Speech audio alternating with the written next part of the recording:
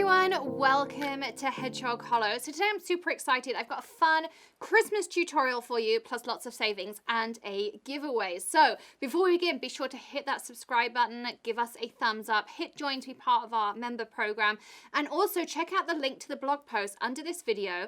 You'll need to watch this video to find out more, but you'll want to hop on over there afterwards because we have a giveaway going on. So let's get started with our project. You can see here I have a board. This is just one from a big box store. It's Mix the Media, the Jelly Bean Soup 12 by 15. As always, there will be a supply list in the links below this video, so when you check out the blog post, you can check that out too.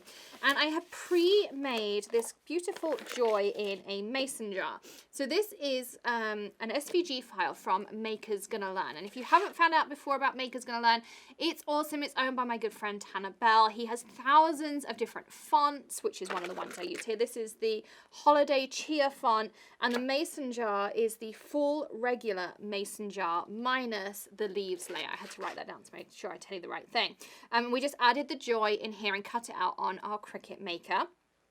Just on regular black vinyl. We're going to pop it on here, and I'm going to show you how to create a beautiful 3D piece. It's actually something I saw in a really high-end home decor catalog, and I'm like, I'm not spending $150 on that. I can make that at home, and that's exactly what I'm going to show you how to do. So check that out. Check out Maker's Gonna Learn. We have an awesome coupon to save $40 on his annual membership. Again, check out the links below for how to do that. You want to go to makersgonnalearn.com/join, and then you can use our exclusive coupon. And he's also giving us a $25 Amazon gift card to give away to one lucky reader over on the blog. So once you watch this video, you'll want to hop on over there to enter that giveaway. And I'm going to give you a code word during this video that you're going to need to enter the giveaway. So that's going to be the way that you comment to get an extra entry. So all I'm doing is I'm popping a piece of transfer tape. Now I only have strong transfer tape, probably not what I generally use on this project, but it happened to be all I had in my stash for this one. But it's going to grip it super easily. So I'm just going to peel this back. What I like to do when I'm peeling back is, you see how I bend my paper here that I pre-weeded? It just makes everything release super easily and nicely. So we've done that. And now we're going to position it on to our board like so. And I'm going to position it a little bit up, just like this. And then I'm going to take a scraper. I'm just going to really kind of scrape this on, particularly as it's strong transfer tape. Make sure I really get in the groove of where the wood panels change. I want everything to stick really nicely.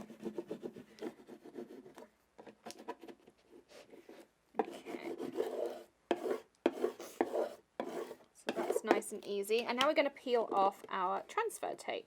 And I like to start off with my craft pick. This is one of those $5 tools that you will use every single day in your craft room. I'm just making sure that I'm following all the contours of the wood in here and peeling back. If you need to, grab your scraper as you peel back, and it'll just help make sure everything stays in place. You see on those little pieces there, it just makes life easier. And again, I'm just bending my transfer paper back. And it's like so. I'm just going to pop these in here. A lot of this we're going to cover up at the top, but I still like to make sure I have a nice finish on my piece. And again, I'm just going to hold my scraper on here, and you see it just helps everything lay down. I'll do the same on my O, and I happen to do my U at the same time. I'm just going to press down on my wood again, because the wood's slightly contoured, so it goes up and down a little bit. I just like to press everything as I'm going. Again, curling, making sure I'm following that wood. And there we go. So we're just going to press down, make sure everything's on there. So you can see already that's coming together. This is actually a knot in the wood there. There's not a stain or anything on it. So I know it's a little bit harder to see. Now I have my new glue gun from my good friend Lynn Lilly. It's super cute over here in teal. I did do a review the other day. You can check it out in that top right hand corner. It's got a fine detail tip, which means you can do all sorts of different things on it. I currently have a colored glue stick in there. I'm just going to go with it because you're not going to see it. But what you need is one stem of flowers, whatever you love. So this one's got pine cones, some foliage on it. some gold foliage. It's got poinsettias, or poinsettias as we would say.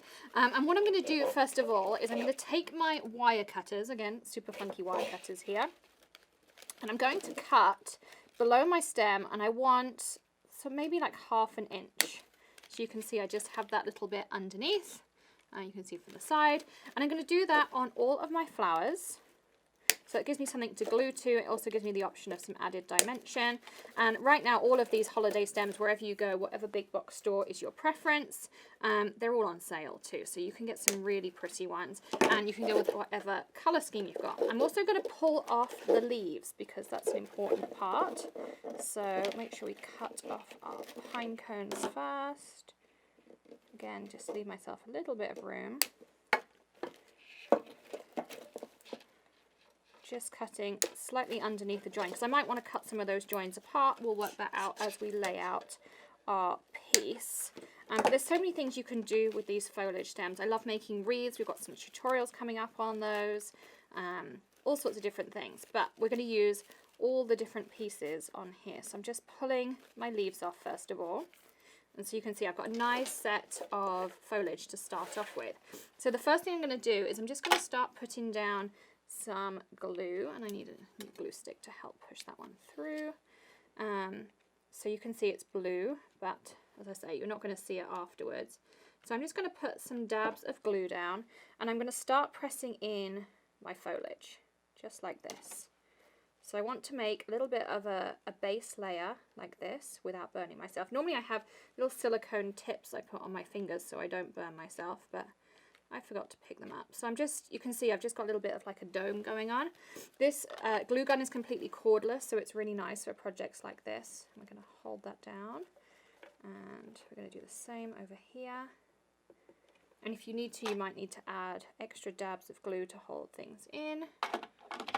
Super simple. And so I'm just really creating a base of foliage. And I'm going to leave myself a few spare in case I want to pop some in afterwards too. So don't use all of it, but you also want to make sure you have a nice kind of foundation to work on too. I'm going to add some more in here. And you see how it just covers that little bit at the top of my jar too. Whoops. Go back in its base. And you've got up to 2 minutes working time with that cordless glue gun too. So I just pop it back on the base when I'm not going, and then I find it never gets cold on me. So I'm just going to hold all that in place for it to dry for a second. And then we're going to start adding in our flowers. So you can work out where you want to put a flower. Of course, they're nice and bold flowers, and you can curl them. There's little bits of wire in there, so you can really curl them for however you want them to look. I'm probably going to put 2 or 3 in my piece, just like so. You can see how this is coming together. So really you want it to look like they're coming out of your piece there. I think I'll probably also put a little pine cone underneath here with some of that foliage coming out. So I like to lay out my piece and then I'll glue it in place afterwards. I just find that that's an easier way for me to work. You might have a different way of working, you know, whatever works for you. I'm going to cut this pine cone off of this one. Don't do it with scissors. You really do want to use wire cutters for this kind of thing. And then maybe have an extra pine cone over here. So I really like how that's kind of coming out and everything's arranged. So now you want to glue everything in place. And I always start with whatever's at the back. So I'm going to take this piece here. I also have a little glass mat over to the side here. So I can work on it, and it's easy to get any kind of glue stains and things off of it. Again, I'll link up all my favorite little hacks and tools for you afterwards, and I'll link up the options for the colored glue, because sometimes on a project colored glue is really nice, because if you're going to see that glue, it adds to the project rather than it just being kind of that white lump that might be sitting there otherwise. So I'm just going to hold this in for it to dry, and then we'll work on our next one. There we go. And then again, I'm going to do that on the back of here. So I cover my stem. I also tend to put a little bit on the flower itself because it doesn't always sit exactly as you think. You can, of course, go back and re-glue as necessary. Again, I'll give it a nice press down for a second. You'll feel it kind of change temperature under your finger very, very quickly. And you know that that's when you are dry. I mean, hot glue does not take long. So if you're using hot glue, please be careful. Of course, it can burn. There are some really great little finger holders and covers and things I usually have from Sizzix. It was silly of me not to bring those down, but we're doing okay here. I'm also going to do this one. I'm just going to tuck it under. I wanted to put my flower down first to know where to tuck it. Again, just press and hold. And when I'm pressing and holding, I'll quite often start my next one. I need another glue stick. So you can see you can do this one-handed, like that. So again, that one's done. And I'm pretty generous with my glue because I know I'm not going to see it. And I definitely don't want it falling apart when it's on the wall. This is also suitable to go outdoors. I did use a permanent vinyl, so if I wanted to put this as a porch decoration or something like that, you can do that as well. But I love this. As I say, I saw this in a really high-end decor store in our local town. And I was like, that's gorgeous, I'm going to go buy it. And then it was like, it was nearly $150. I mean, it was crazy. I don't think it was handmade. It's just the kind of store that it was. And I was like, we can make that at home. So there are so many different things. When you see all these gorgeous things, whether it's Pottery Barn or, you know, these high-end stores, a lot of this stuff you can make at home and for pennies on the dollar. I mean, this whole thing cost me less than $10 to make. I mean, it's amazing. I think my stem was like 3 or 4 on sale, and then my panel here was another like 5 on sale. So you really can do a lot with a little. So I'm not sure what this little pointy bit on the top is, so I'm gonna cut that off.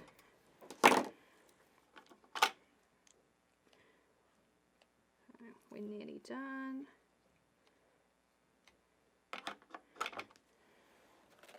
Again, just gonna stick this in here because I want it covered.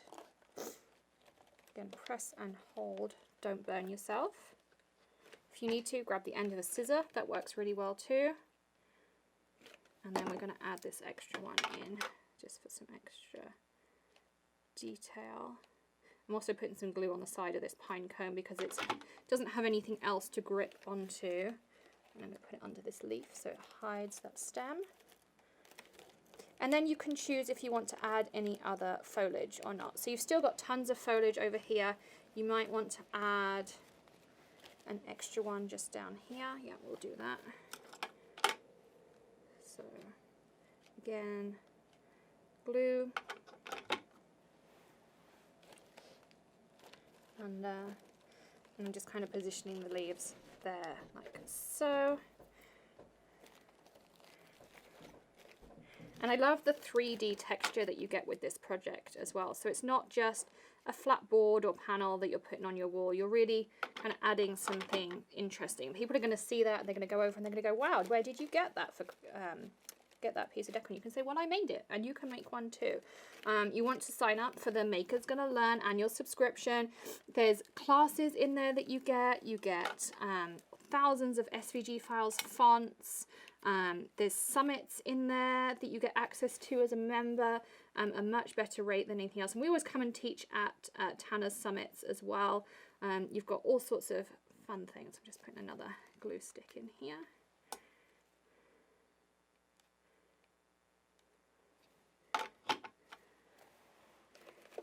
Like so. And then we're just going to pull off any tails. There's not really very many tails on this anyway. And there you have it. So you can see this is our finished project. Isn't that super, super cute? And the code word you're going to want is joy. So hop on over to the blog post below. Go enter to win that $25 gift card. There's lots of ways to add extra entries. So check out all of those. Check out Tanner's subscription. Use our exclusive coupon code below to save $40. makersgonnalearn.com/join and use the code. And I will see you again for another tip, trick, or tutorial tomorrow. So be sure you've hit that subscribe button, rang the bell, and given us a thumbs up. I'll see you then. Bye.